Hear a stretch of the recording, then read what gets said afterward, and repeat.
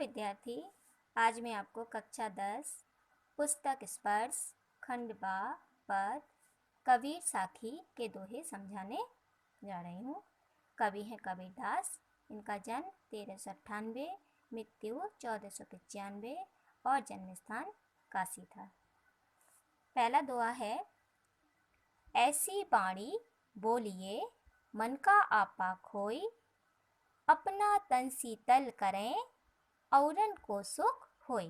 अर्थात हमें ऐसी मीठी वाणी बोलनी चाहिए जिससे सुनने वाले के मन से क्रोध और घृणा के भाव नष्ट हो जाएं। हम अगर अपने मन के अहंकार को दूर करके किसी से बात करते हैं तो हमारा मन भी शीतल होता है और दूसरों को भी सुख पहुंचाता है। दूसरा दोहा है, कस्तूरी कुंडली बसे मृग ढूंढे बन माही, ऐसे घटी घटी राम है दुनिया देखे नाही। इसका अर्थ है, इस पंक्ति में कवि कहते हैं कि जिस प्रकार हिरण अपनी नाभि से आती सुगंध पर मोहित रहता है, परंतु वह यह नहीं जानता कि यह सुगंध उसकी नाभि से ही आ रही है, वह उसे पूरे वन में ढूंढता फिरता है। उसी प्रकार अज्ञानी भी वास्तविकता से अनजान रहता है। वह ईश्वर को पाने के लिए मंदिर, मस्जिद, गिरजा, गुरुद्वारा जाता है, परंतु वह हमारी आत्मा में विद्यमान ईश्वर को नहीं देख पाता है। तीसरा दोहा है, जब मैं था तब हरि नहीं, अब हरि है मैं नाही, सब अंधियारा मिटी गया, जब दीपक देखा माही। इस पंक्ति के द्वारा कबीर यह कहना चाहते हैं कि जब तक मनुष्य में अज्ञान रूपी अंधकार छाया है, वह ईश्वर को नहीं पा सकता। अर्थात अहंकार और ईश्वर का साथ साथ रहना असंभव है। जब ईश्वर की प्राप्ति हो जाती है, तब अहंकार दूर हो जाता है। जिस प्रकार दीपक जलने से अंधकार समाप्त हो जाता है, उसी प्रकार जब ज्ञान का प्रकाश हृदय में जलता है, तब मन के सारे विकार अर्थात भ्रम, संशय का नाश हो जाता है।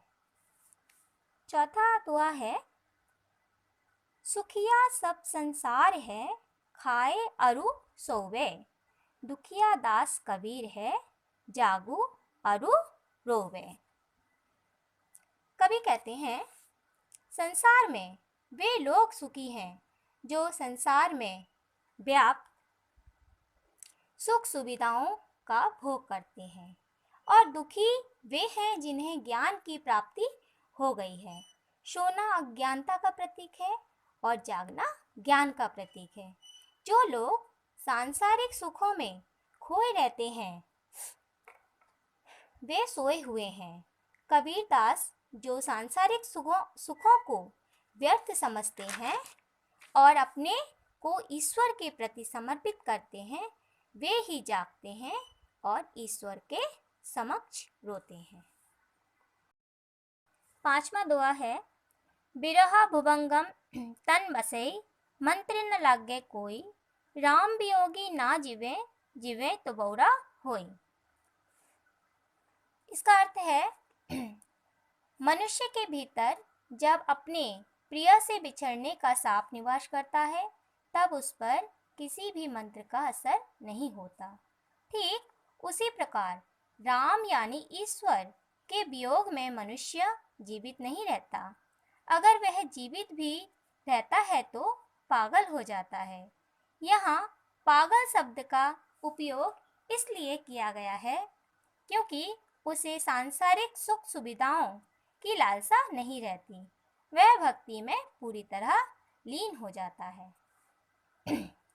छठवां दोहा है, निंदक नेड़ा राखिए, आंगड़ी कुटी बधाई, बिन सावण पानी बिना, निर्मल करे सुभाई।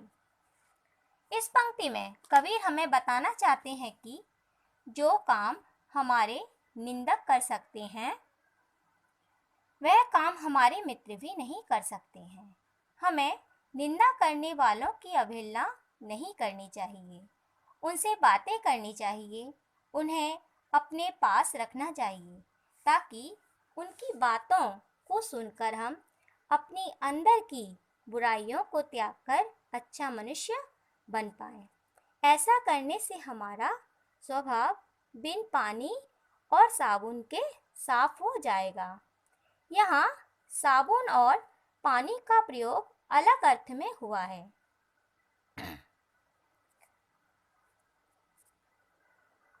जिस प्रकार साबुन और पानी का प्रयोग कर हम अपने शरीर को स्वच्छ रखते हैं, उसी प्रकार अगर हम निंदक को पास रखेंगे तो हमें अपने स्वभाव को सुधारने में किसी चीज़ की ज़रूरत नहीं पड़ेगी।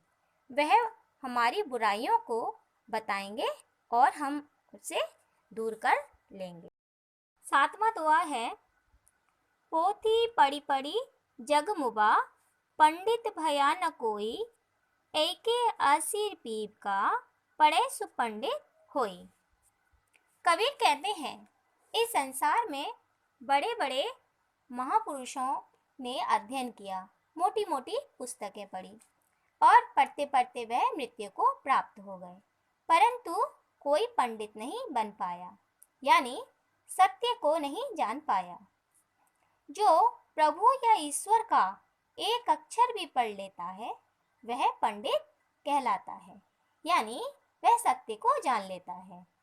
कबीर के अनुसार परमात्मा ही वास्तविक ज्ञान है। 8वां दोहा है, हम घर जाल्या आपना, लिया मुराड़ा हाथी, अब घर जाल्यो तास का, जे चले हमारे साथी। अर्थात कबीर कहते हैं, उन्होंने अपना घर जला लिया है। घर जलाने से उनका अर्थ है कि उन्होंने मोह माया रूपी घर को जलाकर ज्ञान प्राप्त कर लिया है। अब उनके हाथों में जलती हुई मसाल है, यानी क्या है? ज्ञान है। अब वह उसका घर जलाएंगे जो अज्ञानता में डूबे हुए हैं, जो उनके साथ जाना चाहते हैं, यानी उसे भी मोह माया के बंधन से आजाद होना होगा, जो ज्ञान प्राप्त करना चाहते हैं।